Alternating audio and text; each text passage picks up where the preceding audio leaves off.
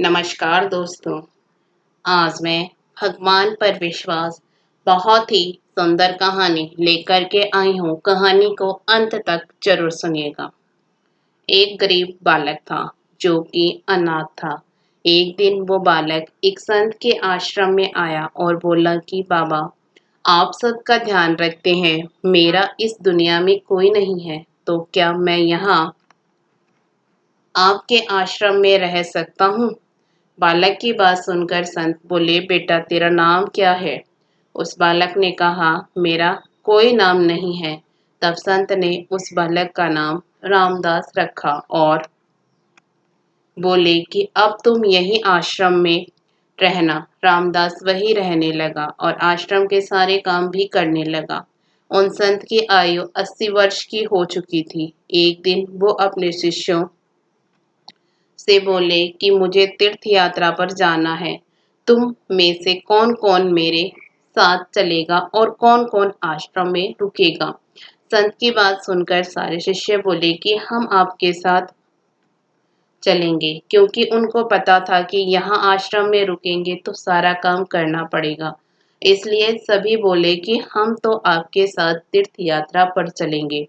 अब संत सोच में पड़ गए कि किसे साथ ले जाएं और किसे नहीं, क्योंकि आश्रम पर किसी का रुकना भी जरूरी था।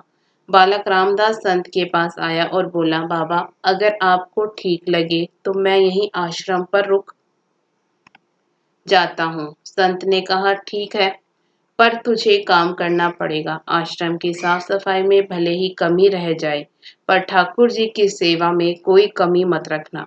रामदास ने संत से कहा कि बाबा, मुझे तो ठाकुर जी की सेवा करनी नहीं आती। आप बता दीजिए कि ठाकुर जी की सेवा कैसे करनी है, फिर मैं कर दूंगा।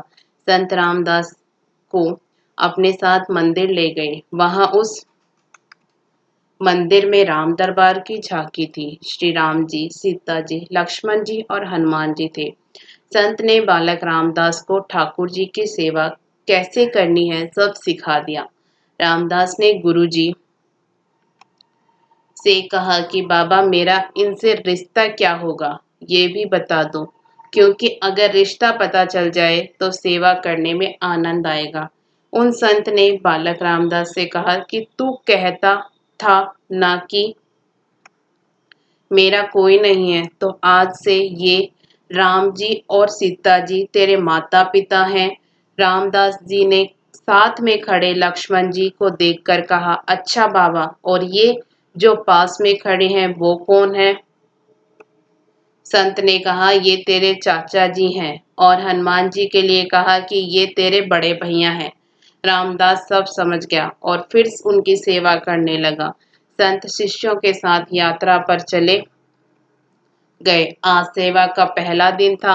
रामदास ने सुबह उठकर स्नान किया, आश्रम की साफ सफाई की और भिक्षा मांग कर लाया और फिर भोजन तैयार किया। फिर भगवान को भोग लगाने के लिए मंदिर आया। रामदास ने श्री राम, सीता, लक्ष्मण और हनुमान जी आगे एक एक थाली रख दी और बोला, अब पहले आप खाओ, फिर मैं भी खाऊंगा। रामदास को लगा कि सच में भगवान बैठकर खाएंगे, पर बहुत देर हो गई। रोटी तो वैसी की वैसी थी। तब बालक रामदास ने सोचा, नया नया रिश्ता बना है तो शर्मा रहे होंगे।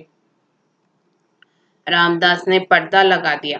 बाद में खोलकर देखा, तब भी खाना वैसे का वैसे पड़ा था। अब तो रामदास रोने लगा कि मुझसे सेवा में कोई गलती हो गई, इसलिए खाना नहीं खा रहे हैं, और ये नहीं खाएंगे तो मैं भी नहीं खाऊंगा और भूख के मारे मर जाऊंगा। इसलिए मैं तो अब पहाड़ से कूदकर ही मर जाऊंगा। रामदास मरने के लिए निकल जाता है। तब भगवान राम जी हनुमान जी को कहते हैं, हनुमान, जाओ उस बालक को लेकर आओ और बालक से कहो कि हम खाना खाने के लिए तैयार हैं। हनुमान जी जाते हैं और रामदास कूदने ही वाला होता है कि हनुमान जी पीछे से पकड़ लेते हैं और बोलते हैं, क्या कर रहे हो? रामदास कहता है, आप कौन? हनुमान जी कहते हैं, मैं तेरा भैया हूँ। इतनी जल्दी भूल गए? रामदास रामदास कहता है, अब आए हो इतनी देर से। वाह, वहां बोल रहा था कि खाना खा लो, तब आए नहीं, अब क्यों आ गए? तब हनुमान जी बोले, पिताश्री का आदेश है, अब हम सब साथ में बैठकर खाना खाएंगे। फिर राम जी, सीता जी, लक्ष्मण जी, हनुमान जी साक्षात बैठकर भोजन करते हैं। इसी तरह रामदास रोज उनकी सेवा करता और भोजन कराता। सेवा करते 15 दिन हो गए। एक दिन रामदास ने सोचा, घर में 4 लोग हैं, सारा काम मैं ही अकेला करता हूँ। बाकी लोग तो दिन भर घर में आराम करते हैं। मेरे माँ बाप, चाचा, भाई तो कोई काम नहीं करते, सारे दिन खाते रहते हैं। मैं ऐसा नहीं चलने दूंगा। रामदास मंदिर जाता है और कहता है, पिताजी कुछ बात करनी है आपसे। राम जी कहते हैं, बोलो बेटा, क्या बात है? रामदास कहता है कि घर में मैं सबसे छोटा हूँ और मैं ही सब काम करता हूँ।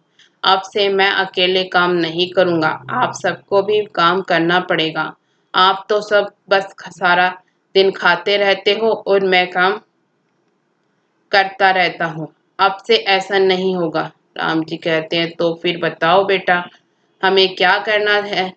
रामदास ने कहा, माता जी, सीता जी, अब से रसोई आपके हवाले, और चाचा जी, लक्ष्मण जी, आप घर की साफ सफाई करिएगा।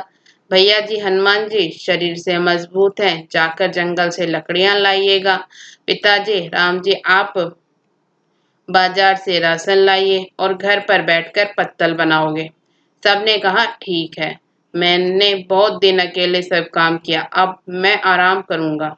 अब सब भी साथ मिलकर काम करते हुए एक परिवार की तरह सब साथ रहने लगे। एक दिन वो संत तीर्थ यात्रा से लौटे तो देखा आश्रम तो शीशे जैसा चमक रहा है। वो बहुत प्रसन्न हुए, मंदिर में गए और देखा कि मंदिर में प्रतिमाएं गायब हैं। संत ने सोचा, कहीं रामदास ने प्रतिमा बेच तो नहीं दी। संत ने रामदास को बुलाया और पूछा, भगवान कहाँ गए? रामदास भी अकड़ कर बोला कि मुझे क्या पता, हनुमान भैया जंगल लकड़ी लाने गए होंगे, लखन चाचा झाड़ू पोछा कर रहे होंगे, पिताजी राम पत्तल बना रहे होंगे, माता सीता रसोई में काम कर रही होंगी। संत बोले, ये क्या बोल रहा है? रामदास ने कहा, बाबा मैं सच बोल रहा हूँ, जब से आप गए हैं ये चारों काम में लगे हुए हैं। वो संत भाग कर रसोई में गए और सिर्फ एक झलक देखी कि सीता जी भोजन बना रही हैं, राम जी पत्तल बना रहे हैं, और फिर वो गायब हो गए और मंदिर में विराजमान हो गए।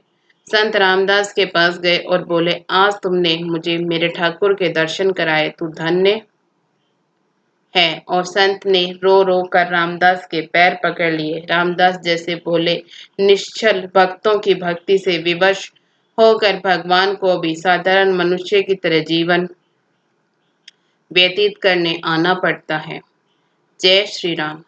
आपको ये कहानी पसंद आई हो तो वीडियो को लाइक जरूर करिएगा। इसी तरह की मजेदार कहानियां सुनने के लिए हमारे चैनल को सब्सक्राइब भी जरूर करिएगा।